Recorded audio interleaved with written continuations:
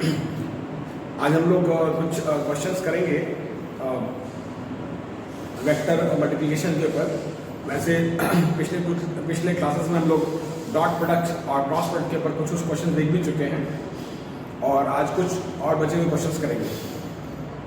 इसमें सबसे पहले तो जहाँ पे हम लोगों ने टॉपिक छोड़ा था पिछले क्लास में साइन लॉ को प्रूव करने के लिए थ्योरेटिकल टॉपिक्स में, जहाँ पे हम लोगों ने वेक्टर प्रोडक्ट और वेक्टर सीखा था, तो उसका एक रिजल्ट था जिसको मैं बार बार हाईलाइट करने की कोशिश कर रहा था।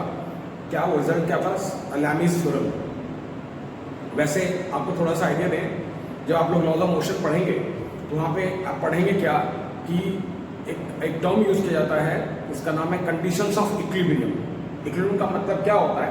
किसी भी बॉडी पे बहुत सारी फोर्सेस लग रही हो तो उनका रिजल्टेंट जीरो आ जाए, तो ऐसे बॉडी अपनी पोजीशन को मेंटेन रखती है, तो उसको हम कहते हैं कंडीशंस ऑफ इक्विलिब्रियम।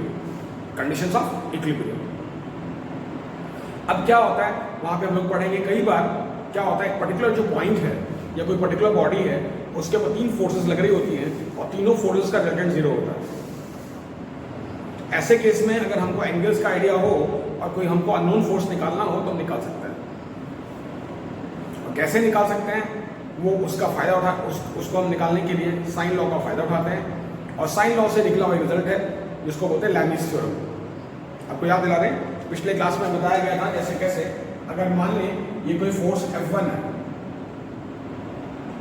और ये कोई फोर्स F2 है और ये कोई फोर्स F3 है, तीनों का अगर रिजल्टेंट जीरो आता है, मान लें ये अल्फा है, ये बीटा है, ये गामा है, तो अब क्या कर सकते हैं?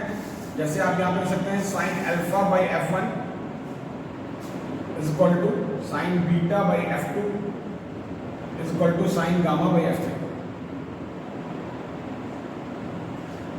ये पिछली बार भी बताया गया था। आज हम लोग क्या करने वाले हैं, आज इसके ऊपर बेस्ड हम लोग कुछ एग्जाम्पल देखने वाले हैं। हालांकि लैमीज थ्योरम, लैमीज मतलब LAMI एपोस्ट्रोफी लैमीज थ्योरम, हालांकि हम इस चीज के बारे में लॉज ऑफ मोशन में ज्यादा पढ़ेंगे, लेकिन चूंकि क्रॉस प्रोडक्ट में हम लोगों ने इसकी बात की थी तो आपको उसका एग्जाम्पल दे रहे हैं, राइट? तो अब कैसे,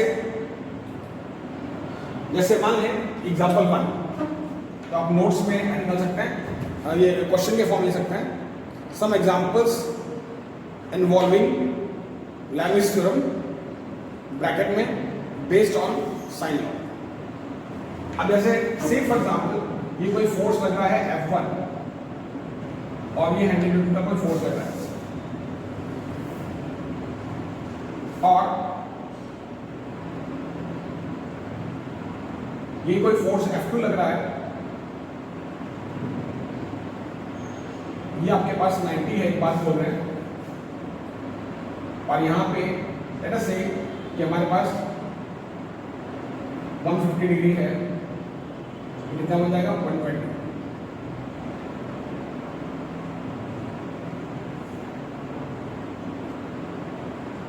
कुछ इस तरीके से। तो एग्जांपल 1 है, कोई पॉइंट P है, अब पहले फिगर बना लें और उसमें लिख लें the point P is under the effect of three forces F1, F2, F3, and this point and the resultant of these three forces are zero. That means this point is in conditions of equilibrium. Find the magnitude of force F2 and force F3. क्या करना पड़ेगा? अब देखिए, जैसे ये 100 Newton का force है, सामने एंगल कौन सा? 90, तो one can have sine 90 by 100। ये रहा आपके पास साइन 150, और इसके सामने क्या है? F2। जब लोग मैथमेटिकल टूल्स पढ़ेंगे, मैथ्स का सेक्शन, तो आपको बताएंगे sine 180 minus theta is sine theta, यानी कि साइन 150 को we can have sine 180 minus 30, that is equal to sine 30। वैसे घबराने की जरूरत नहीं है, जो मैथ्स वाले हैं वो मैथ्स में पढ़ेंगे और जो बायो वाले हैं उनके लिए, वैसे तो सभी के लिए। अभी आज जब हम लोग का वेक्टर्स खत्म हो जाएगा तो हम लोग मैथमेटिकल टूल्स का कुछ वीडियोस डालेंगे और मैथमेटिकल टूल्स या फिजिक्स एंड मैथमेटिक्स के नाम से वीडियोस अपलोड करेंगे। उसका पर्पस सिर्फ ये है कि मैथ्स का कुछ पोर्शन है, जैसे ट्रिग्नोमेट्री है, फिर आपका अलजेब्रा है, या फिर वहाँ पे एक टॉपिक आता है कैलकुलस है, कुछ आइडिया आपको उन टॉपिक्स का देंगे जिसकी फिजिक्स में हमको जगह जगह पे जरूरत पड़ेगी। तो वहाँ पे ये ट्रिग्नोमेट्री के फंक्शन, ट्रिग्नोमेट्री में भी आएगा sine 180 by sine theta, right. अब क्या है, आगे फर्दर प्रोसीड करते हैं। साइन 90 इज व्हाट 1, यहाँ पे क्या आया 100, यहाँ पे क्या आया साइन 30, यहाँ पे क्या है f। अब जानते हैं साइन 30 इज 1/2, तो यहां से आप f2 ऊपर भी निकाल सकते हैं 50 metre.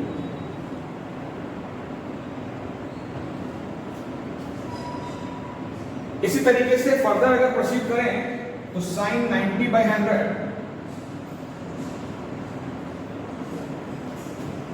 Sign 90/100 equals to what, equals to यहां पर जैसे साइन 120, राइट, अपॉन f3। तो ये आएगा 1/100 और ये आएगा साइन 120। तो अगर आप फॉलो अप करें इस फॉर्मूले पे तो साइन 180 माइनस 60, तो साइन 120 दैट मींस साइन 60 का वैल्यू आपको यूज करना पड़ेगा। साइन 180 माइनस 60 यानी कि साइन 60 का वैल्यू आपको यूज करना पड़ेगा साइन 120 की जगह। तो यहाँ पे आप लोग हम लिख पाएंगे √3/2 इंटू f3, राइट।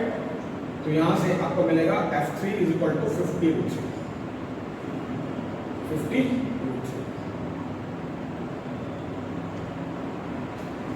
ये तरीके से साइन लॉ का जो रिजल्ट है लैमिस थ्योरम के नाम से जाना जाता है, उसके सारे हम लोग अननोन फोर्सेस का पता लगा सकते हैं, provided the three forces keep a body और keep a point under the conditions of equilibrium. And what does that equilibrium means, पढ़ेंगे आने वाले दिनों में क्या, कि रिजल्टेंट फोर्स अब जीरो हो जाए। वैसे तीन फोर्सेस का अगर रिजल्टेंट जीरो होता है तो उसको आप ट्रायंगल के साइड से रिप्रेजेंट कर सकते हैं। आपको पिछली क्लास में बताया गया था कैसे, ये रहा f1, जैसे हम मान लेते हैं, ये रहा f2 और ये रहा f3, यानी कि you can say that f3 will be negative of resultant of f1 and f2। और जब आप तीनों फोर्सेस को ट्रायंगल की साइड से रिप्रेजेंट करेंगे तो आप साइन लॉ लगा के आप क्या कर सकते हैं, लैमिस थ्योरम के सारे अननोन फोर्सेस का पता लगा सकते हैं। वैसे लैमिस थ्योरम का डिटेल्ड एप्लीकेशन जो है हम लोग लॉज ऑफ मोशन में पढ़ेंगे। Now we come to second example.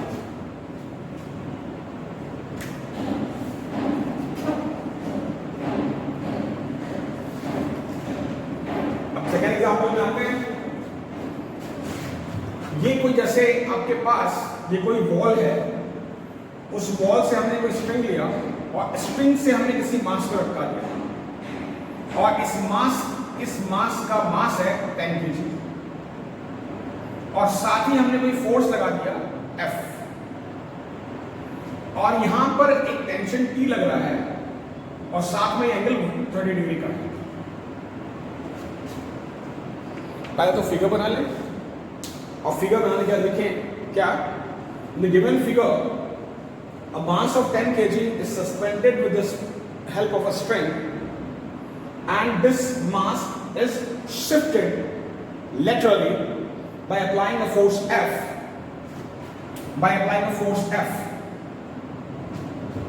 The string makes an angle of 30 degree with the vertical, that is with the wall. Find the tension and the force F. Find the tension and the force F. Assuming the conditions to be of equilibrium. Assuming the conditions to be of equilibrium. Done? क्या कहना चाहते हैं?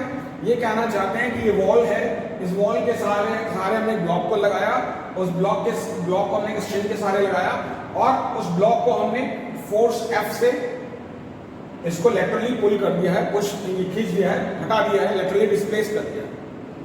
और conditions of equilibrium को मानते हुए हमको क्या निकालना है, टेंशन निकालना है और सामने फोर्स F का वैल्यू निकालना है। अब ध्यान रहे, क्या ध्यान रहे, एक्चुअली थोड़ा सा आपको आइडिया दे रहे हैं, जब हम लोग लॉज ऑफ मोशन पढ़ेंगे तो वहां पे टर्म आएगा टेंशन। फिलहाल अब कुछ दिनों के लिए, जब तक लॉज ऑफ मोशन नहीं पढ़ते, आप ये समझ लें कि टेंशन अपने आप में एक तरीके का फोर्स है। ये कब लगता है? जैसे कोई स्ट्रिंग है, उससे आपने किसी बॉडी को लिया और किसी सपोर्ट से हैंग कर दिया, चाहे सीलिंग से हैंग कर दिया, चाहे दीवार से हैंग कर दिया। तो इसी तरीके से अगर आपने कोई क्रेन की चेन के हेल्प से किसी हैवी वेट को उठाने की कोशिश की, तो वो चेन पे या स्ट्रिंग पे, उन सब चीज़ों पे, जिसको मैं अभी फिलहाल कहूँगा कनेक्टिंग मीडियम, जैसे क्रेन का चेन हो गया, स्ट्रिंग हो गया, रोप हो गया, रॉड हो गया, थ्रेड हो गया, जब भी इस तरह का कनेक्टिंग मीडियम एक बॉडी को किसी सपोर्ट से हैंग करता है, यानी वहां पे अपना कोई पुलिंग इफेक्ट दिखाता है, तो वहां पे कनेक्टिंग मीडियम पे एक फोर्स लग रहा होता है, उसको बोलते हैं टेंशन। फिलहाल आप इतना याद रखिए, वैसे मैं टेंशन के बारे में बिल्कुल डिटेल में नहीं जा रहा हूँ, लॉज ऑफ मोशन में जाऊंगा। मतलब क्या? Whenever you keep a body suspended और under a pulling force with the help of some connecting medium like rope और रॉड और thread, then the force developing on that connecting medium is said to be tension. अब बाकी ये बात अलग है कि उस टेंशन का असर जिस बॉडी को कनेक्ट कर रहे हैं उस पर भी और जिस सपोर्ट पे लगा रहे हैं उस पर भी सब जगह होता है। बट अभी राइट नाउ आप इससे इतना याद रखें कि tension is a sort of force, और उसकी डिटेल जानकारी आपको मिलेंगे जब लॉज ऑफ मोशन पढ़ेंगे तब। अब यहां पे आते हैं, तो यहां पर अगर देखें तो ये कंडीशंस ऑफ इक्विलिब्रियम हमने माना है।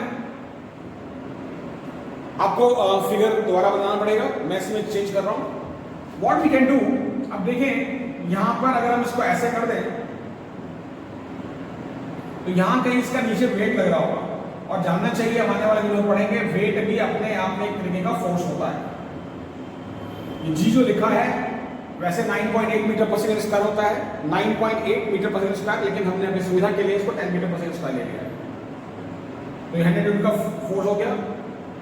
अब इसको अगर हम यहां पे ऐसा करें, कैसा? ऐसा, और ये हमने थीटा बना दिया। Now what it is there, ये थीटा जो होगा it will be equal to what? Theta जो यहां पे आएगा कितना आएगा? ये 30 है तो भी 30 आएगा। यानी कि ये पूरा जो एंगल आपका बनेगा कौन सा? ये वाला, दिस वाला, पूरा कितना बनेगा? 120। कैसे बनेगा? 90 है, 30 है, और ये कितना है? 90 है, और ये कितना है? ये 120 और 90, तो ये कितना बनेगा? 150।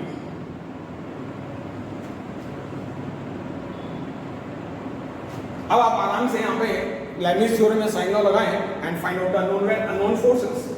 कैसे? अब देखिए यहां पर अगर आप देखेंगे तो क्या आएगा? साइन 90, ये रहा, राइट। इसके सामने क्या बन रहा है? साइन 90 के सामने क्या है? टी है, तो क्या बनेगा? Sine 90 by T. यहां क्या हुआ? 120, तो साइन 120 बाई 100। और पिछले क्वेश्चन हम लोग देख के आ चुके हैं, क्या? 120, साइन 120 को लिख सकते हैं क्या? Sine 180 minus 60, that is sine 60, तो उसके लिए क्या आ जाएगा? पिछले हम लोग देख के आ चुके हैं, तो यहाँ पे क्या आएगा? √3/2 अपॉन 100। तो यहाँ से t इक्वल टू क्या मिलेगा? 200/√3। साइन 90 बाई टी, ये रहा, साइन 120/100, साइन 120 की जगह √3/2, तो √3/2 into 100, तो t equal to 200/√3 newton. Same way we can have sin 150, sin 90, sorry, very sorry, sin 150, you can say sin 150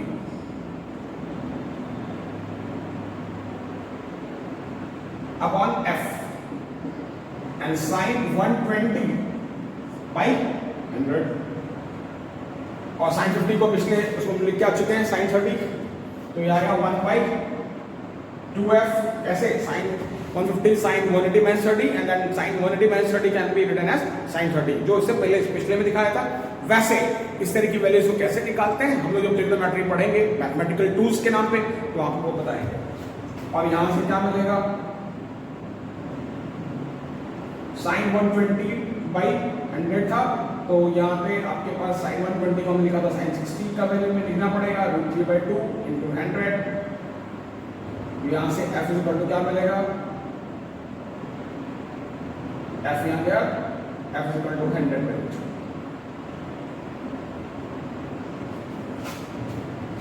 very simple calculations.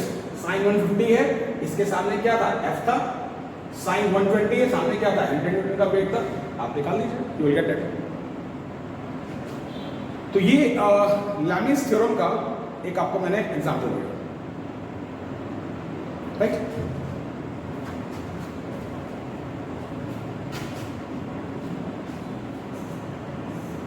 अब आते हैं क्रॉस प्रोडक्ट्स के और भी एग्जांपल पे। क्रॉस प्रोडक्ट के और एग्जांपल्स पे हम लोग आते हैं, मतलब और भी क्वेश्चंस पे आते हैं। एक बहुत सिंपल सा क्वेश्चन था, लिखें, there is a parallelogram whose adjacent sides represent the vectors 2i and 2j.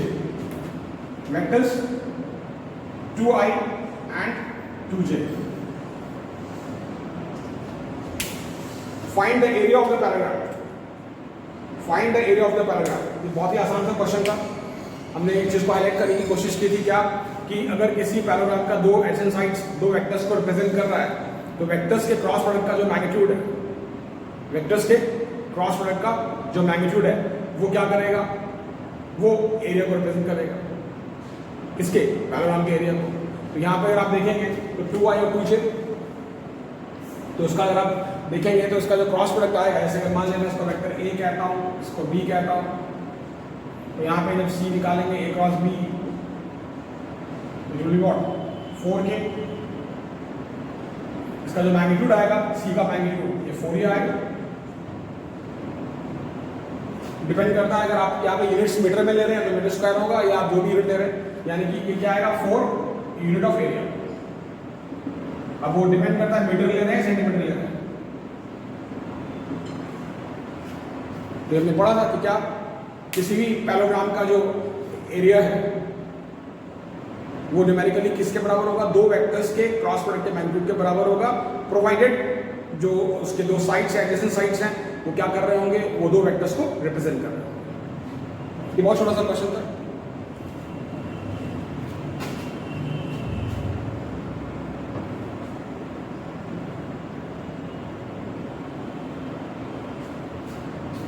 इसी कॉन्सेप्ट के ऊपर एक और छोटा सा क्वेश्चन है जो हमने देखा था जब हम लोगों ने वेक्टर्स का वो वेक्टर प्रोडक्ट पढ़ा था। मैंने आपको बताया था क्या कि ट्राइंगल्स में भी ये है, क्या अगर ट्राइंगल्स का दो एडजेसेंट साइड्स अगर दो वेक्टर्स को रिप्रेजेंट कर रहा है और उस समय ट्राइंगल का एरिया निकालते थे, तो that was equal to what, triangle का जो एरिया था, राइट। तो उसमें ये ट्राइंगल के एरिया को भी हमने इस तरह से कंफर्म किया था। कैसे लिखें,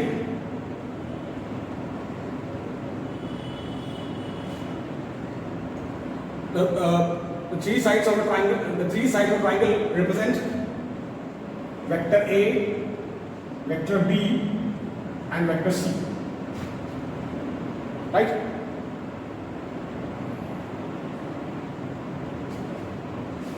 Express the area of the triangle in terms of cross products of vector A and B, vector B and C and vector C and A.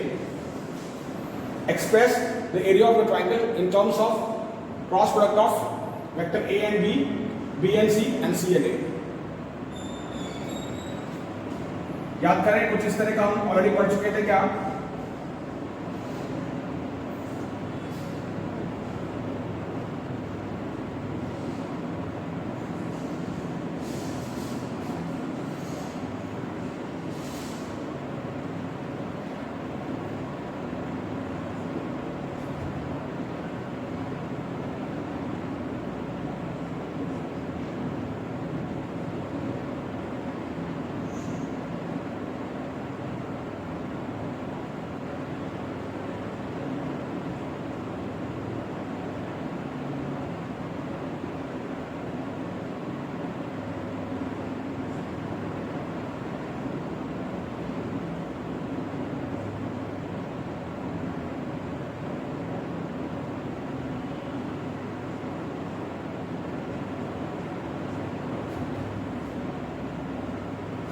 अगर सी और ए साइड लेंगे ट्राइंगल्स का तो एरिया ये आएगा half what C cross A का magnitude.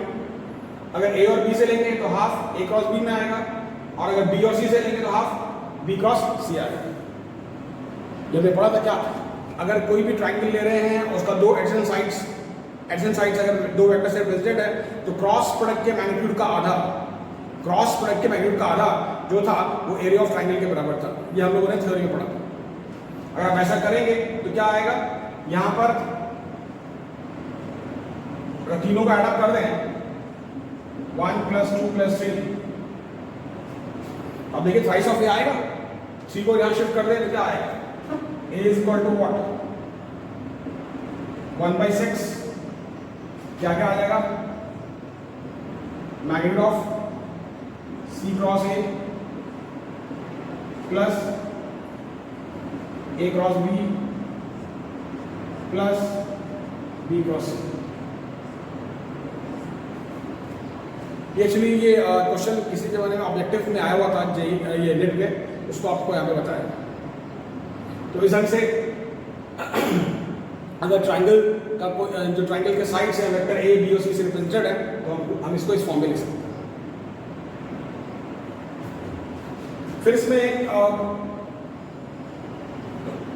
अभी तक हम लोग 3 क्वेश्चन देख चुके हैं। 2 तो हम लोगों ने लैमिस थ्योरम से देखा था, और तीसरा हम लोगों ने देखा था क्या, 2 लैमिस थ्योरम से देखा, और तीसरा हम लोगों ने इस तरह का क्वेश्चन देखा। कई बार आपको थ्योरी में बताया गया था कि कई बार हमें कोई गिवन वेक्टर दिया रहता है और पता करना होता है कि हमको कोई यूनिट वेक्टर निकालना है which should be perpendicular to the 2 given vectors, which will be perpendicular to the 2 given vectors। तो किस तरीके से इसको निकालें, उसके फेवर में क्वेश्चन लिख लें।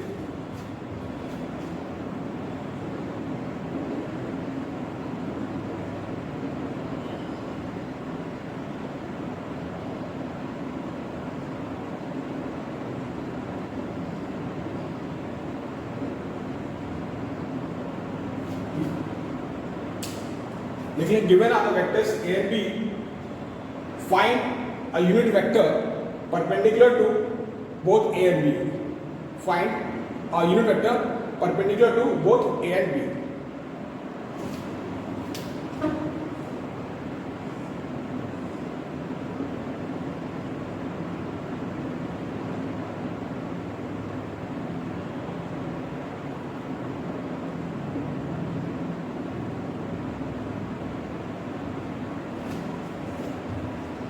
याद करिए कैसे लिखा गया था,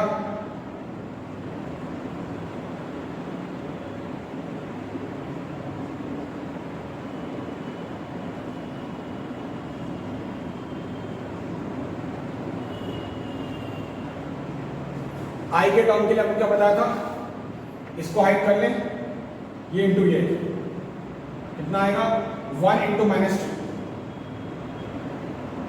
माइनस ये इंटू ये, तो -1 आएगा, और से देख लेते हैं यहाँ पे -2 आएगा उसका, और ये -1 तो यहाँ पे आ जाएगा +1, क्या दिस इंटू दिस, और फिर माइनस ये इंटू ये,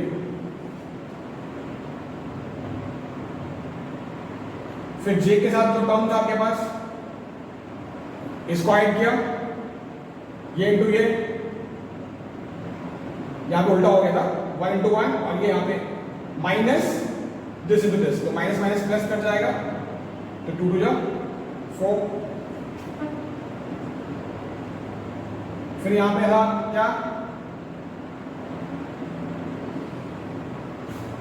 के को हाइड कर लिया, यहाँ सिंपल था 2 × -1 यानी कि -2, और 1 × 1 -1। इसको सॉल्व करें तो ये आएगा -2 + 1 -1, तो क्या बनेगा -i कैप। ये कितना था हमारे पास, यहाँ पे था, ये था 1 × इसमें जे वाले में हाइड करने पे था, तो 1 × 1 और 2 × -2 -4, और ये माइनस माइनस प्लस हो गया था, तो ये आएगा कितना +5j, और इधर हमारे पास -3j। मान लेते हैं ये वेक्टर सी है, what we need a unit vector perpendicular to both A and B.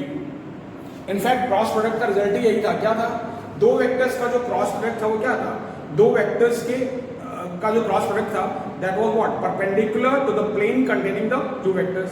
यानी कि अगर हम C equal to A cross B लिख रहे हैं तो C will be perpendicular to both A and B। But हमारा भी पर्पस क्या है, यूनिट वेक्टर को निकालना। तो यहाँ पे क्या करेंगे, अगर हम इस वेक्टर का यूनिट वेक्टर निकाल दें, इस वेक्टर का अगर यूनिट वेक्टर निकाल दें तो that vector will be what, that will be unit vector perpendicular to both A and B। यानी कि क्या, अगर मैं इसका यूनिट वेक्टर निकालूं तो -i plus 5j minus 3k under root of what, 1 का स्क्वायर प्लस 5 का स्क्वायर प्लस 3 का स्क्वायर। तो ये कितना आएगा,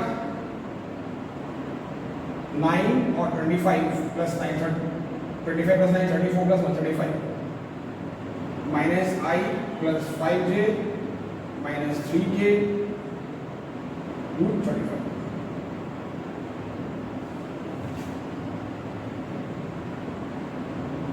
So this will be a unit vector perpendicular to what, both vector A and ये कुछ सिलेक्टेड क्वेश्चन था और जो कि क्रॉस प्रोडक्ट के ऊपर उस दिन हम लोग का कहना करना रह गया था, वो मैंने बताया है। और आपको एक दो क्वेश्चन और डॉट प्रोडक्ट पे भी बता दे रहे हैं, वो सब लेटेस्ट नीट पैटर्न का क्वेश्चन है।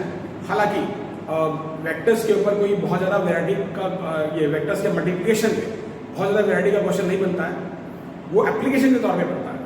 जब हम लोग रोटेशन मोशन पढ़ेंगे तो वहाँ पे टॉर्क आएगा, टॉर्क को as a cross product of position vector and force, या जब लोग वर्क एनर्जी पढ़ेंगे तो वहाँ पे डॉट प्रोडक्ट आएगा, फोर्स और डिस्प्लेसमेंट का डॉट प्रोडक्ट। तो एप्लीकेशन के तौर पे ज़्यादा आता है। हालांकि कुछ कुछ एप्लीकेशंस जो है वो मैंने डिस्कस करने की कोशिश की है। याद होगा डॉट प्रोडक्ट में हम लोगों ने निकाला था किसी एक वेक्टर का कंपोनेंट दूसरे वेक्टर के लोग कैसे निकालते हैं। क्रॉस प्रोडक्ट में हम लोग लेबनीज़ थ्योरम या साइन लॉ देखा था। ये सारा जो 2-3 इंपॉर्टेंट एप्लीकेशन है वो आए दिन फिजिक्स में आगे यूज होता रहेगा। तो एक दो क्वेश्चन आप डॉट प्रोडक्ट के नाम भी लिख सकते हैं और भी लिखें।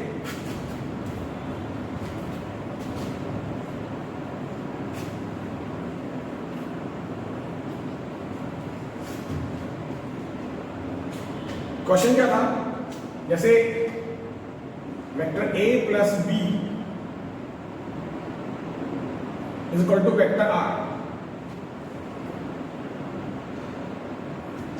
फिर vector A plus 2B is perpendicular to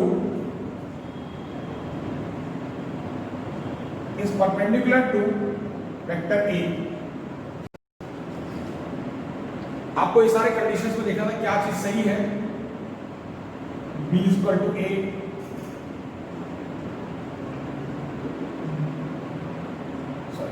B का मैग्नीट्यूड इक्वल टू A का मैग्नीट्यूड, B का मैग्नीट्यूड इक्वल टू R का मैग्नीट्यूड,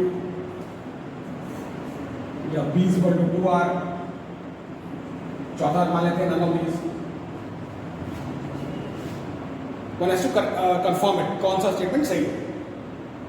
अब देखें यहाँ पे अगर A प्लस B यानी कि R का अगर मैग्नीट्यूड लिखें तो R का मैग्नीट्यूड क्या आएगा, A square plus B square plus 2AB cos theta under root, यानी कि R स्क्वायर का वैल्यू क्या आएगा, A square plus B square plus 2AB cos theta,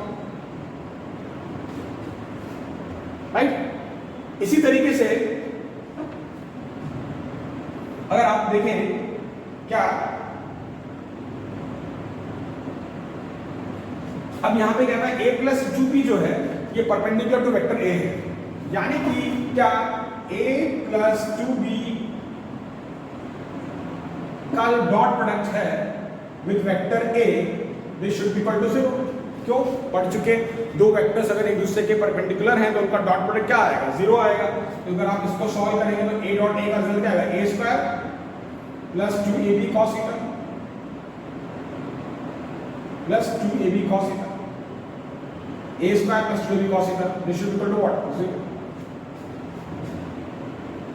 यानी कि अगर आप यहां पे देखें, वापस मैं इस स्टेप पे आ रहा हूं,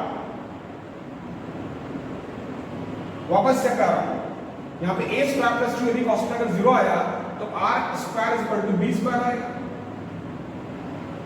अगर ऐसा है तो we can say r is equal to b। खास तौर पे नीट वगैरह के एग्जाम में बायो वाले बच्चों के लिए इस तरह का जो क्वेश्चन है वो बहुत ही काम का क्वेश्चन है, राइट।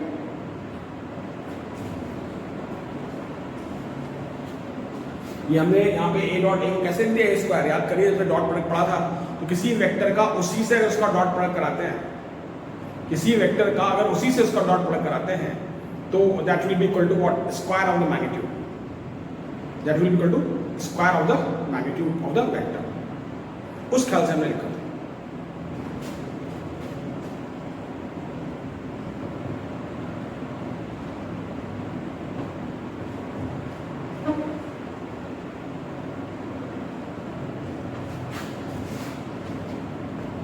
कौन लिखे, what is the condition for vector a plus b to be perpendicular to vector a minus b। What is the condition for vector a plus b to be perpendicular to vector a minus b। तो a plus, देखिए option क्या होता है आपके पास, a is equal to b का magnitude, vector a plus b का magnitude is equal to vector a minus b का magnitude, vector a is equal to vector a का magnitude is equal to twice of b का magnitude. 4 में से none. Option तो कुछ भी हो सकता है, हमको सॉल्यूशन से मतलब है। अब क्या चाहते हैं, a plus b perpendicular to a minus b, किन कंडीशंस में होगा। तो व्हाट विल बी डूइंग, अगर a प्लस b और a माइनस b का अगर डॉट प्रोडक्ट देखें, a plus b dot a minus b अगर देखें, it will equal to what, a into a square plus ab cos theta, फिर minus ab cos theta minus B square, this should be equal to 0। क्यों, अगर दो vectors एक दूसरे के perpendicular हैं उनका डॉट प्रोडक्ट 0 आएगा। अब जब इसको आप सिंपलीफाई करेंगे you can find out this, a is equal to b, यानी कि a का मैग्नीट्यूड b के मैग्नीट्यूड के बराबर होगा। तो आप भी सकते हैं। वैसे आप इसको ऐसे भी याद रखें कि अगर दो वेक्टर्स का मैग्नीट्यूड बराबर हुआ तो दोनों वेक्टर्स का एडिशन और दोनों वेक्टर का दोनों वेक्टर का एडिशन और दोनों वेक्टर का जो सब्ट्रैक्शन है that will be what, perpendicular to each other. This is the proof. तो ये कुछ क्वेश्चंस था जो बचा हुआ पेंडिंग क्वेश्चन था हम लोग का वेक्टर्स के मल्टीप्लिकेशन के बाद के ऊपर। इसके बाद हम लोग शुरू करेंगे मोशन स्ट्रेट लाइन। इनफैक्ट अभी चूंकि इस बार लॉकडाउन पीरियड के कारण बहुत सारा पीरियड कट डाउन हुआ और टाइम बहुत कम रहा, तो इसलिए हम लोग अभी जो इंपॉर्टेंट टॉपिक्स हैं, जो फोकस करने टॉपिक्स हैं उन पर फोकस कर रहे हैं। यूनिट्स एंड मेजरमेंट अभी फिलहाल अपलोड नहीं किया जा रहा, वो कुछ दिनों के बाद अपलोड किया जाएगा। दूसरा, चाहते हैं कि कोर्स भी प्रोसीड होता रहे और हमारा लेवल भी मेंटेन होता रहे, तो उस ख्याल से अभी बीच बीच में हम लोग कुछ मैथ्स का वीडियो अपलोड करेंगे, और जो मैथ्स का वीडियो अपलोड करेंगे उसका टोटल पर्पस है फिजिक्स को सपोर्ट करना। Even though that is not the part of physics, but उसके बिना हम फिजिक्स पढ़ भी नहीं सकते।